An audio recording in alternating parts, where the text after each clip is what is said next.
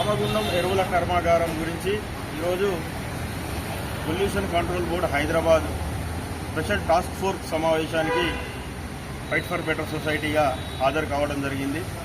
RFCL పునఃప్రారంభించినప్పటి నుంచి ammonia leak కావడంతో చుట్టుపక్కల ఉన్నటువంటి ఆర్ఎఫ్సిఎల్ చుట్టుపక్కల ఉన్నటువంటి ప్రజలు అనేక రకాలుగా ఇబ్బందులు పడుతున్న తరుణంలో మరి పొల్యూషన్ కంట్రోల్ బోర్డుకు ఫిర్యాదు చేస్తే మరి ఈరోజు సమావేశం ఉందని మాకు ఆహ్వానం పలకడంతో member of secretary IAS Ravi Nayak గారు, అదేవిధంగా వివిధ చీఫ్ ఇంజనీర్లు, ఎన్విరాన్మెంట్ ఆఫీసర్స్, ప్రొఫెసర్స్ సమావేశంలో పాల్గొని ఆర్ఎఫ్సిఎల్లో జెడ్ఎల్డి జీరో డిశ్చార్జ్ ప్లాంట్ నిర్మాణం చేయకపోవడం వల్లనే వివిధ రసాయనాలతో కూడినటువంటి మురుగునీరు మొత్తం ప్రధాన కాలువల ద్వారా మరి ప్రజల ఇంటి పక్కన నుండి ప్రధాన కాలువల ద్వారా వస్తూ ముక్కులు పగిలేలా భయంకరమైనటువంటి వాసనతో అమోనియా నీటిలో లీక్ కావడంతో ప్రజలు ప్రాణాలు అరచేతిలో పెట్టుకొని జంకుతున్న పరిస్థితి దాపురించింది.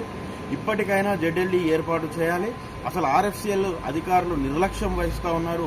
2021లో కూడా ఇదే అమోనియా లీక్ అయింది. 2024 సెప్టెంబర్ 9న కూడా మరి వాటర్లో అమోనియా లీక్ కావడం జరిగినప్పటికీ కూడా ఏమాత్రం కూడా పట్టించుకోవడం లేదు. అదేవిధంగా రెటిఫైడ్ సేఫ్టీ ఆఫీసర్ కూడా లేకపోవడం నిజంగా దురదృష్టకరం. ఆర్ఎఫ్సిఎల్ అధికారుల మీద మాకు ఏమాత్రం సీఈఓల మీద నమ్మకం లేదు. మరి ఆర్ఎఫ్సిఎల్ ఈఐఎల్ ఎన్ఎఫ్ఎస్ఎల్ సౌజన్యంతో నడుస్తుంటే మరి ఆ సీఈఓలు ఖచ్చితంగా ఒక హామీ ఇవ్వవలసిన అవసరం ఉంది.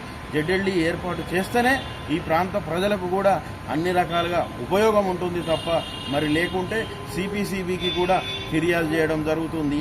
ఈ సందర్భంగా ఫైట్ ఫర్ బెటర్ సొసైటీ ద్వారా మేము డిమాండ్ చేస్తూ ఉన్నాం.